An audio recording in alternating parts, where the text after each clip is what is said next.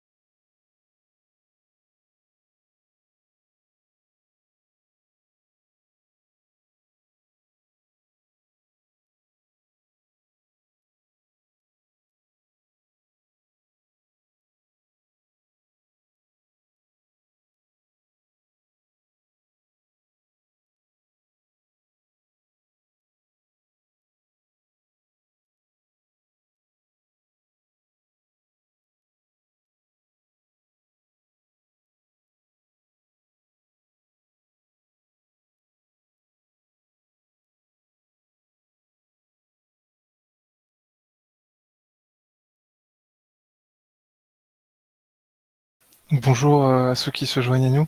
On va pouvoir commencer encore 1 minute, le temps que d'autres participants se connectent. Merci.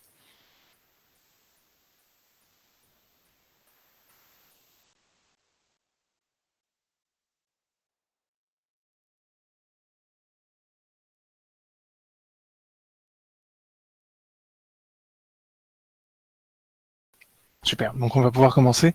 Bonjour tout le monde. Juste pour confirmer, vous voyez bien mon écran? C'est ça? Que je stream pas mes courriels. C'est super.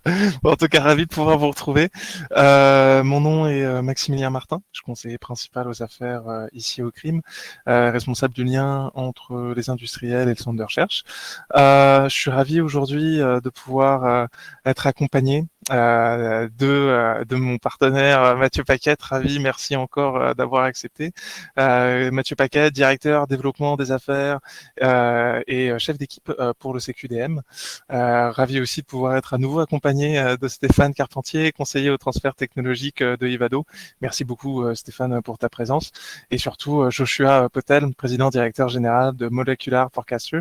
Merci pour ta contribution. Et Joshua viendra nous présenter donc son organisation et son lien avec le programme partenariat. Donc justement, de quoi allons-nous parler ensemble? L'objectif de ce webinaire, c'est de pouvoir passer déjà de présenter nos organisations respectives et de vous partager en fait les différentes opportunités de financement, les différentes opportunités aussi de collaboration au sein de l'écosystème et vous raconter une histoire, vous raconter l'histoire de Molecular Forecaster et de son lien avec le programme partenariat. Donc, peut-être, en guise d'introduction à haut niveau, je vais commencer donc par vous présenter cette feuille de route à haut niveau. Je pourrais rentrer dans le détail des différents programmes Numeria et Activation IA qui sont vraiment un outil aussi pour venir dérisquer votre projet d'un point de vue technique, mais aussi d'un point de vue stratégique. Activation IA, c'est un nouveau programme que le crime a mis en place. On a terminé la première cohorte récemment qui vise vraiment à aligner la stratégie de l'organisation avec en fait ses besoins technologiques pour préparer justement des projets. CQDM et Vado viendront présenter en détail leur organisation et les détails justement du programme partenariat. Et dans le cas hypothétique où en fait vous souhaitez déposer, que ce soit pour le 15 avril ou pour plus tard, on pourra venir en détail pour vous expliquer justement c'est quoi ce processus, quelles sont les évaluations et quels sont les critères en particulier. Et enfin, avec le crime, c'est aussi pouvoir réaliser ces projets-là. Et ce qui me fait une transition pour vous présenter l'organisation. Le crime, on est un centre d'innovation industrielle indépendant non reliée à une université, dont la mission n'est pas de former du personnel hautement qualifié. Je m'explique. Notre mission, c'est de mettre à disposition des ressources seniors qui vont avoir 5, 10, 15 ans, des backgrounds académiques bien sûr, mais surtout des backgrounds industriels, pour venir vous aider à accélérer le développement technologique, le développement expérimental de vos solutions en intelligence artificielle. Donc le CRIM travaille presque avec toutes les topologies de données dans des industries très différentes, dans le domaine du transport intelligent, du géospatial et bien sûr du monde pharmaceutique et de la medtech. On est ravis de pouvoir collaborer avec le CQDM sur des projets actifs en ce moment. Et la mission du CRIM, c'est de transférer de la technologie. On est là pour créer, pour développer, transférer la propriété de ces outils qui mènent, on l'espère, à chaque fois à des dépôts de brevets, parce que notre mission, et ça j'aime beaucoup le dire, on est presque dans une mission de développement économique en fait pour les organisations. Et ça passe aussi bien par du transfert de propriété, de code, que du transfert de connaissances. Donc de la création de valeur intangible en fait pour les entreprises, qu'elles puissent en fait l'intégrer au sein de son organisation. Donc on fait de l'accompagnement, on fait du mentorat technique aussi pour des ressources au sein des entreprises pour créer vraiment ces portes d'entrée techniques, ces porteurs de projets IA au sein des organisations. Donc en guise de transition, je suis ravi de pouvoir laisser la parole à Mathieu qui pourra présenter donc en détail le CQDM et différents programmes et les méthodes aussi de collaboration. Bonjour à tous. Merci Maximilien de l'invitation. Ça me fait un plaisir d'être ici aujourd'hui. Donc, pour ceux qui ne connaissent pas CQDM, on est un organisme à but non lucratif qui va financer des collaborations, que ce soit privé-privé ou public-privé, dans le secteur biopharmaceutique. Donc, on couvre tout ce qui est biopharmaceutique, évidemment du développement de médicaments, mais beaucoup plus. Donc, aujourd'hui, je vais vous présenter très rapidement les différents programmes qu'on a, puis on va parler plus en détail de partenariat qui a une date de tomber bientôt. Donc, sur la prochaine slide, partenariat, c'est un programme assez intéressant qui se concentre sur l'intelligence artificielle, qui doit impliquer au moins 2 entreprises, 2 PME québécoises, qui a la particularité d'envoyer l'argent dans les entreprises pour couvrir des dépenses dans vos entreprises. Donc, c'est un appel qui a des dates limites à chaque 6 mois. La prochaine est le 15 avril. Donc, c'est sûr, ça arrive vite, mais on a l'autre d'après qui va être le 15 octobre, qui va être une possibilité aussi.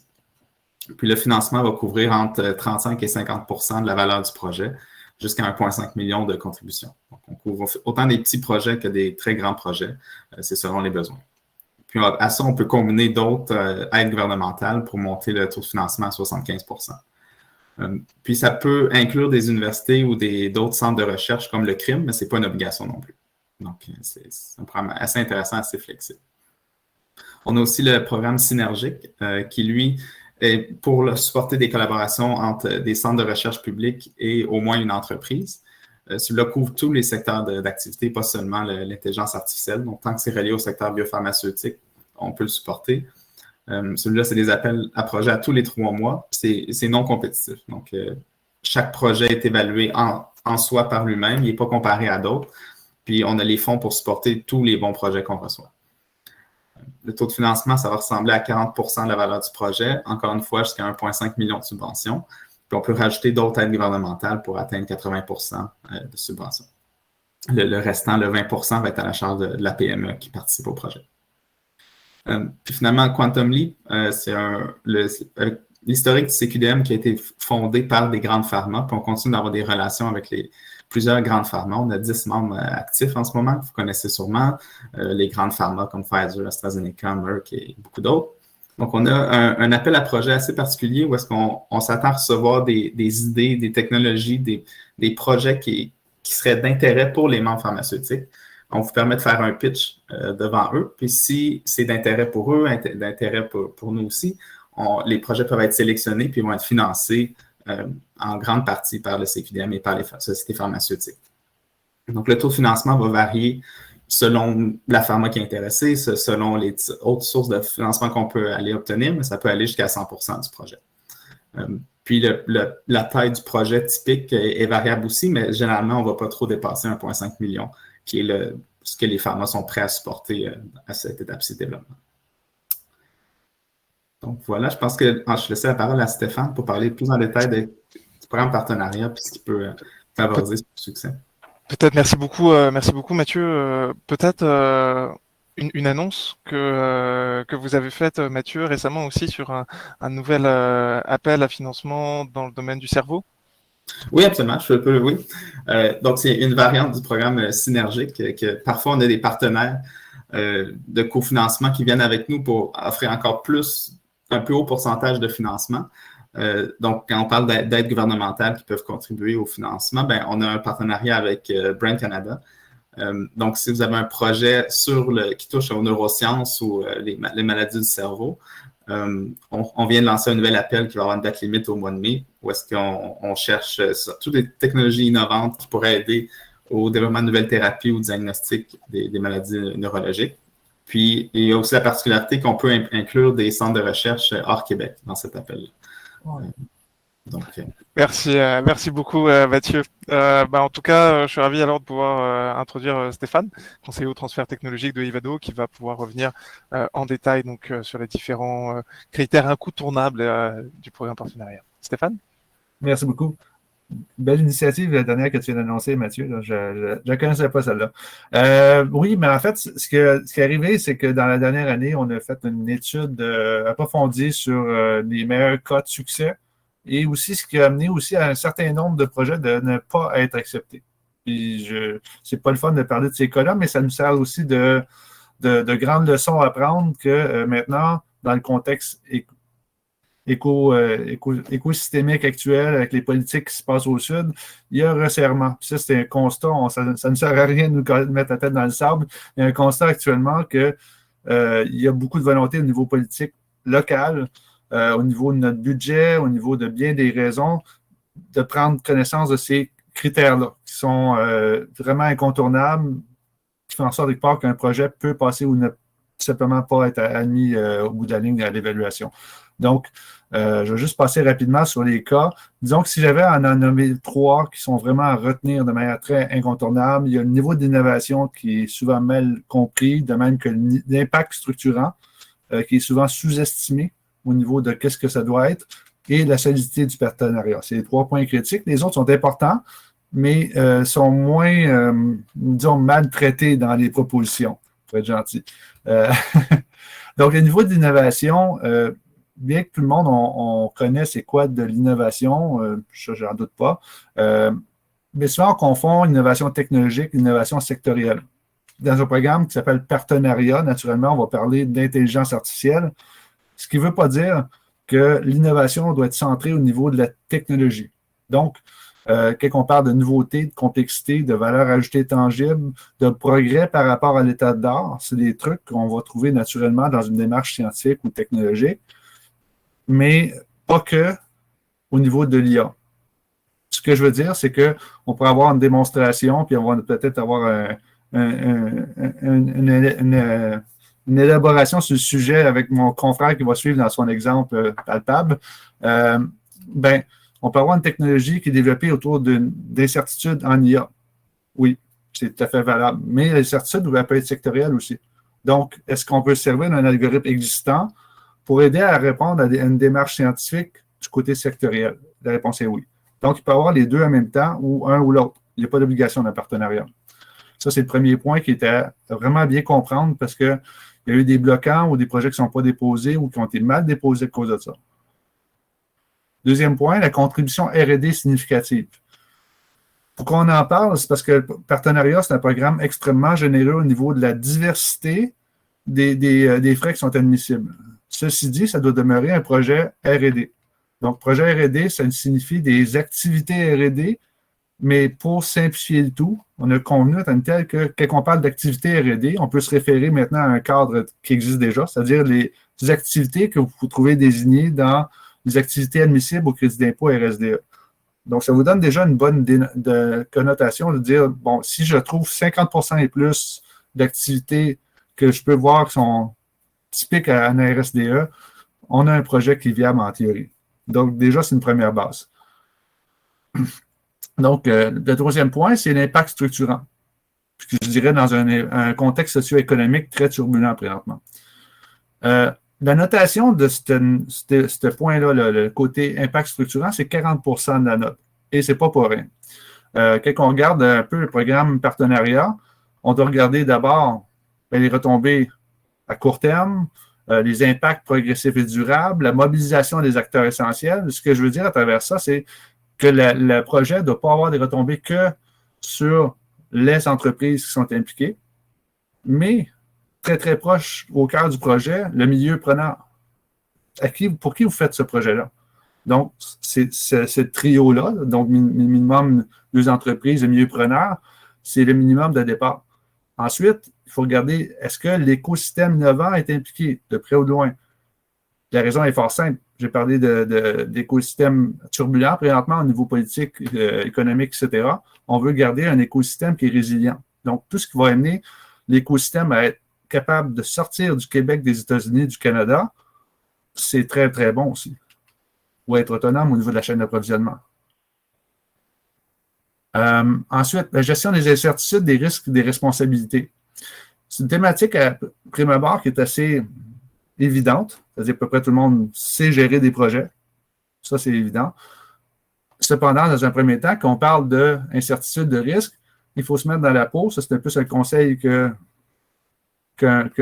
recommandation. Il faut se mettre dans la peau de qui va évaluer le projet. Est-ce qu'ils sont conscients ou est-ce que vous avez bien écrit tous les outils ou tous les parcours que vous avez faits avant d'entrer dans le projet? Parce que des fois, on va dire que ça va nous prendre 12-14 mois, mais au bout de la ligne, on a aussi en arrière-plan beaucoup d'études, de travaux qui ont été faits, mais qui n'ont peut-être pas été mentionnés comme il faut. Donc, pourquoi ne pas avoir un délai de réalisation un peu plus maximisant votre 24 mois disponible pour être capable d'être mieux évalué? Ça, c'est un premier point.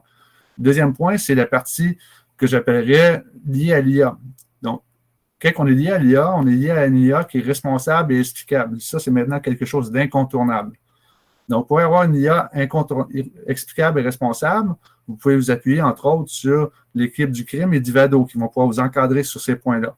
Et prendre soin, lorsque vous faites le tour de cette question-là, on parlait de transparence, mais aussi d'évaluer les risques liés à un usage détourné, les risques liés à des systèmes critiques, si vous touchez à ça, ou à une population ou l'intérêt public, ou les groupes vulnérables. Ce sont tous des points qui sont très, très sensibles auprès du gouvernement et de ses évaluateurs dans une évaluation. Si vous oubliez d'en parler, ça peut être drôlement critique dans votre projet. Cinquième point, c'est plus une question de quantification, d'être appuyé quand vous dites des choses. La compréhension avancée de la pertinence commerciale ou concurrentielle.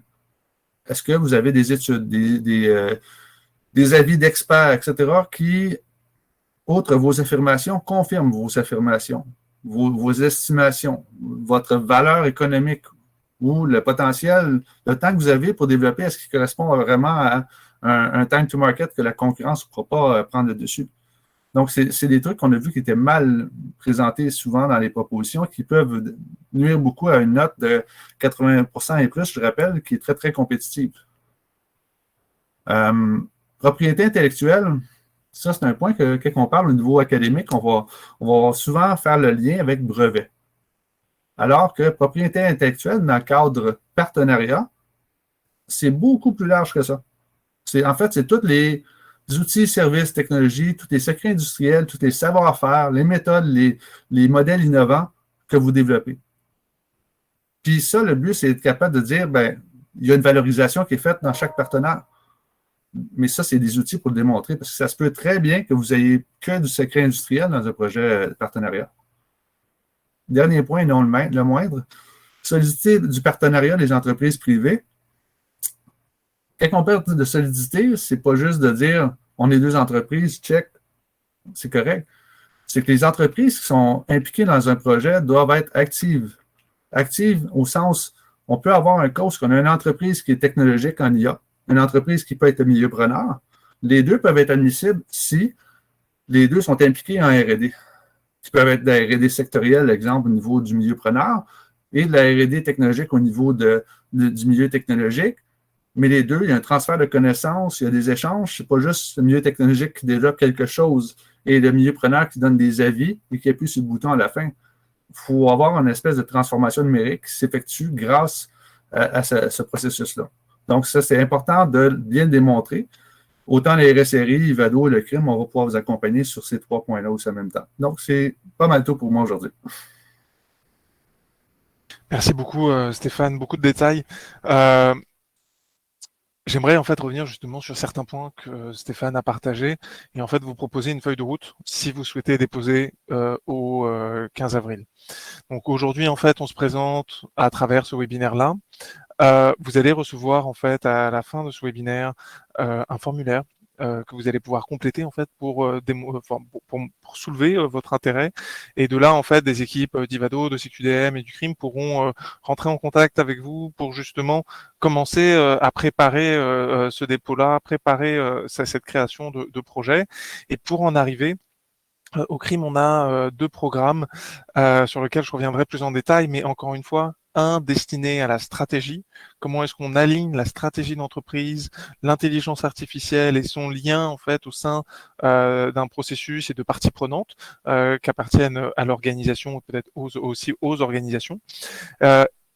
Ce programme-là dure quand même un certain temps, à peu près 70 heures sur plusieurs semaines. C'est un programme en fait qu'on met à disposition pour les organisations qui ne sont pas forcément prêtes pour ce 15 avril-là. Cependant, si vous avez déjà votre cas d'usage, un partenaire, maintenant vous avez besoin d'une aide pour venir dérisquer le technique, le programme Numeria sert à structurer votre cas d'usage, sert à venir dérisquer les données pour venir par la suite planifier en fait votre projet. Et donc l'objectif avec Numeria, c'est de venir répondre aux questions de gestion et de mitigation des risques et des incertitudes technologiques et de venir par la suite définir quelle va être cette contribution R&D significative et de vous partager en fait un maximum d'informations à vous et à votre partenaire pour que vous puissiez être pour que vous puissiez avoir une partie très solide au sein de votre propriété, au sein de votre application. Et enfin, aussi, on souhaite mettre à disposition des ressources juridiques pour venir vous aider, des avocats, etc., pour venir vous aider à cadrer aussi la relation d'affaires sur la question de propriété intellectuelle, sur la question de licence, etc. Comme dit Stéphane, effectivement, on ne parle pas que de brevets, on parle de secrets industriels, comment on se partage ces secrets industriels-là. On souhaite donc mettre à disposition ces ressources-là. Et de là, en fait, en parallèle aussi, des tâches sont réalisées avec Ivado, avec le CQDM, pour vous aider en fait à construire, à réviser, écrire aussi certaines parties, etc., etc., etc. Et à la fin de ce processus-là, c'est définir en fait le cadre de collaboration entre les parties prenantes sur les parties de responsabilité, de développement, d'opérationnalisation, etc. au sein des organisations. Mais peut-être pour illustrer maintenant, en fait, tout ce que on vient de dire depuis à peu près 23 minutes, je suis ravi de pouvoir laisser la parole à Joshua Potel, président directeur général de Molecular Forecaster, qui va pouvoir nous présenter son organisation et présenter aussi son histoire à travers un partenariat. Merci Maximilien, merci à tout le monde. Je vais essayer de faire mon mieux à rajouter quelque chose de valeur, mais je pense que tout est peut-être déjà dit. Je peux vous donner un peu de contexte sur notre entreprise. On est fondé sur papier en 2010. On est sorti du milieu de McGill, mais vraiment en termes de fonction à temps plein, c'est vraiment depuis 2018 qu'on est en développement d'affaires. On est vraiment une fournisseur de services en découverte de médicaments. On développe des logiciels. Vous allez voir la connexion avec partenariat très rapidement. Alors, on développe des logiciels pour accélérer la découverte de petites molécules thérapeutiques. On fait en général pas vraiment notre propre développement de thérapie. Ça veut dire qu'on n'est pas vraiment une biotech, mais on travaille beaucoup avec les biotech, des startups très jeunes ou des biotech plus avancées pour leur amener la technologie qu'on développe et aussi l'expertise et la connaissance en drug discovery et en chimie que nous, on a ici dans l'équipe. Toute notre croissance s'est fait en bootstrapping. Je m'excuse pour les anglicismes. C'est sûr qu'il y a des choses en français que je ne connais pas. Les slides aussi en anglais. Mais juste pour dire qu'on a grandi assez lentement, peut-être, en comparaison avec d'autres compagnies qui ont levé des grands fonds. Mais pour nous, c'était la meilleure façon d'y aller. Et les programmes comme Partenariat et d'autres nous ont aidés à faire ça. Je ne sais pas s'il y a d'autres choses à dire vraiment sur notre entreprise et ce qu'on fait. On est vraiment au stade précoce en découverte de médicaments, hit discovery, hit the lead, toutes les choses qui sont développement de petites molécules. C'est ça vraiment notre expertise. Et si jamais il y a quelqu'un ici qui a des questions, je peux prendre un 15-20 minutes one-on-one pour vous expliquer en plus de détails. Mais on est ici pour parler de partenariat. Alors, je vais avancer. L'équipe chez nous sont vraiment des chimistes, des biochimistes qui ont une expérience, je dirais, mais peut-être pas une expertise en informatique. On cherche en général des candidats qui ont 2 sur 3 d'expertise en chimie, en biologie ou en informatique. On peut en général apprendre un de ces sujets, mais en apprendre 2, ça prend des années à l'université peut-être. Mais c'est difficile de le faire ici. On n'a pas vraiment des ressources à donner pour amener tout le monde dans tous les sujets. Comme j'ai dit, en 2018, on était juste 2 personnes. Moi et le professeur qui était le fondateur original et mon professeur de doctorat. Aujourd'hui, on est rendu à 11 personnes. On va être 13 avec 2 offres acceptées au mois de mai. Et tout ça a été en bootstrap avec des projets comme ça, avec des projets de clients et des revenus qui sont rentrés. J'ai mis nos valeurs ici parce que je trouve que c'est important dans le milieu d'IA où il y a beaucoup de choses qui semblent possibles. Il y a beaucoup de hype ces jours-là, ou peut-être c'est un peu moins aujourd'hui, mais en 2022-2023, ça semblait comme tous les enjeux étaient résolus. Mais l'expertise dans le domaine où il y a l'application, ça c'est très important. Et dans le cadre de partenariat, c'est vraiment une opportunité de collaborer avec une autre entreprise qui ont cette expertise si vous ne l'avez pas dans votre entreprise. Je pense que Stéphane a touché sur ça, sur la solidité de partenariat où il y a tout le monde qui amène quelque chose d'important, de valeur. Nous, on a un peu de ça chez nous, mais dans notre partenariat, il y avait quelque chose de rajouté de plus. Vous pouvez avancer, je pense. Oui, alors notre projet, comme j'ai dit, c'est le 2e partenariat qu'on a eu la bonne chance de recevoir. Le premier qu'on a eu, c'était en 2022. Le programme a changé beaucoup. Peut-être pas rentrer trop là-dedans, mais si jamais il y a quelqu'un qui a des questions sur l'évolution, je peux vous répondre et je peux juste vous dire que la CQDM, Ivado maintenant qui sont rentrés dans le programme ont vraiment, je pense, écouté le feedback des participants et le programme est peut-être pas beaucoup mieux parce que c'était pas poche avant, mais c'est mieux aujourd'hui. Il y a beaucoup de choses qui ont changé. Et je dirais c'est plus facile à gérer en tant que l'entreprise participant. Dans ce projet-là, on vise développer des thérapies contre le cancer.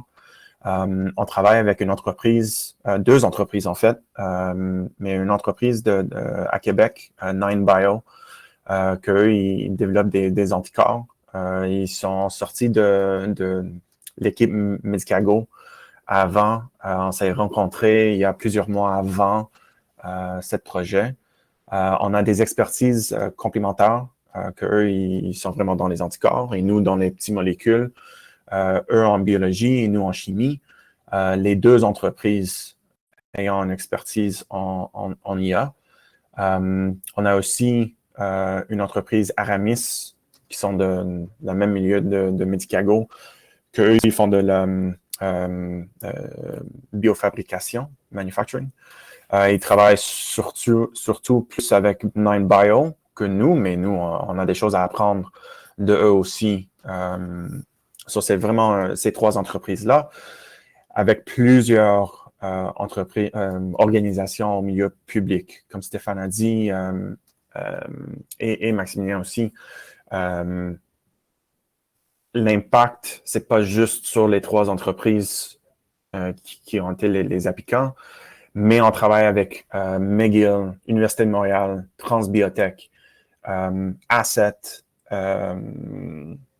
Paris, le NRC, et j'imagine d'autres aussi. Alors, c'est vraiment un projet d'écosystème et non pas juste chez nous. L'objectif, surtout pour nous, le projet au complet, c'est de développer une approche combinatoire de petites molécules et anticorps contre un type de cancer. Pour nous, c'est le développement de thérapie, mais aussi le développement de nos propres logiciels et notre know-how, connaissance. Stéphane a aussi dit la propriété intellectuelle. C'est pas seulement des brevets, surtout pour nous, avec les logiciels, des brevets, des fois c'est compliqué, mais des workflows, les connaissances ici dans l'entreprise. Il y a beaucoup de choses à gagner, à apprendre et de valeur à créer chez nous. Dans le temps de notre la soumission du projet, on était, je pense, 8 ou 9 personnes. On visait une croissance de 1 à 3 personnes. Ça semble pas grand-chose, mais quand même, 3 sur 9, c'était une croissance de 30%. C'est une grande différence chez nous. Ça fait un grand impact. Déjà, on a amené au moins un sur ce projet, peut-être 2, et un MITAX aussi qui rentre dedans. Alors, c'est peut-être quelqu'un qui est plus à temps partiel, mais quand même qui apprend à travailler dans un milieu industriel et non pas juste un endroit académique. On développe, comme j'ai dit, des produits thérapeutiques et aussi technologiques chez nous. C'est très important pour nous d'innover, pas juste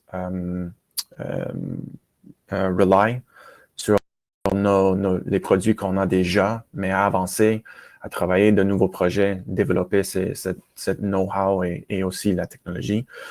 Et en tout ça, on vise la croissance après, en tant que fournisseur de services.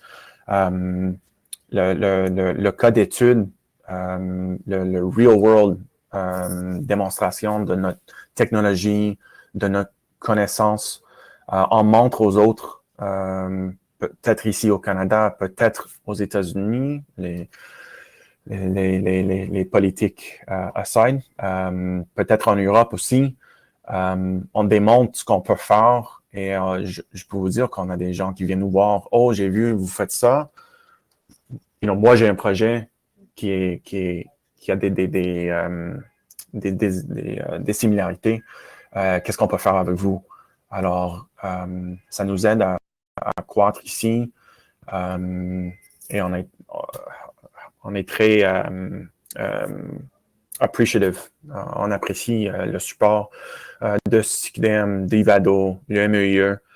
Je ne sais pas si j'ai d'autres choses vraiment à rajouter qui seraient pour tout le monde. Je suis content de répondre aux questions. Je dirais d'utiliser les équipes au CQDM et à Ivado, si vous voulez, mettre quelque chose de l'avant. Ils savent le programme, ils savent qu'est-ce que les reviewers cherchent. Ils vont vous aider à mettre le projet dans le bon contexte. Je pense que c'est tout ce que je peux rajouter. C'était quand même peut-être un peu long, mais... Merci beaucoup, Joshua. Non, mais c'est précieux. Non, mais c'est précieux que ça vienne comme ça directement d'une entreprise qui a vécu ce processus. Moi, ce que j'ai retenu, c'est collaboration aussi. C'est vrai qu'on ne mentionne pas assez, mais MyTax, les étudiants, la capacité, c'est ça aussi d'avoir cette opportunité de recruter par la suite et après, et surtout quand même d'aller au marché. Ça, c'est l'objectif et ça, on l'oublie pas. Et nous, c'est vraiment là, au crime, en fait, où on souhaite, et c'est là où on est, pardon, c'est vraiment sur cette accélération pour aller au marché. Mais dans l'industrie, dans l'industrie dans laquelle on est, l'intelligence artificielle, ce genre de choses, on pousse les gens à aller vite. Moi, le message que j'aurais à vous dire aujourd'hui, c'est prenez le temps. Prenez le temps d'aligner votre stratégie avec vos besoins technologiques. C'est pour ça qu'on a développé ce programme Activation IA qu'on finance en partie avec notre partenaire Technocompétences, qui est le comité sectoriel de main-d'œuvre dans le domaine des nouvelles technologies, avec aussi Technologia et Asai, où l'objectif, c'est de créer des binômes techniques et d'affaires dans des organisations qui ont la volonté de passer à l'intelligence artificielle, mais qui ne savent pas comment, qui ont une expertise, par exemple en biochimie, en médical, etc., mais qui n'ont pas encore cette expertise technique. Et là, la question, encore une fois, je reviens au plan stratégique de l'entreprise. Comment est-ce que l'entreprise s'imagine dans 3 à 5 ans où va-t-elle avec son produit et quels sont les marchés vers lesquels elle va. Et ça, c'est un point très important justement sur la pertinence commerciale que Stéphane mentionnait tantôt. Si vous voulez plus de détails, je vous invite à me communiquer avec moi ou à aller sur le site web de Activation IA, c'est quand même très bien décrit. Et ensuite, c'est ça. Si vous êtes déjà prêt d'un point de vue stratégique, maintenant il y a le technique et le dérisquage de ce projet-là. Au crime, on met à disposition notre programme Numeria comme étant ce vecteur capable de vous aider à planifier votre projet, à mitiger les risques et à dérisquer les données. Et de là, en fait, c'est avoir une vision en fait de la réalité de l'organisation, une vision réelle, empirique, vraiment de la situation de l'organisation. Pour par la suite venir décrire, ok, notre objectif il est là, on va venir décrire les travaux, décrire les technologies, les livrables, les calendriers, les budgets, etc., etc., les risques et les incertitudes. Et tout ça, ça va servir de cœur en fait aussi, ou en tout cas venir soutenir votre dépôt au 15 avril prochain. Un peu dépassé, mais j'ai l'impression qu'on est quand même dans le buffer. C'était vraiment un plaisir de pouvoir faire ça. N'hésitez pas si vous avez des questions.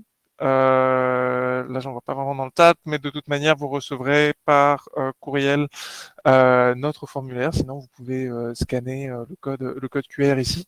Peut-être je proposerai un dernier tour de table, un petit mot pour conclure. Je vous propose qu'on refasse dans l'ordre des présentations.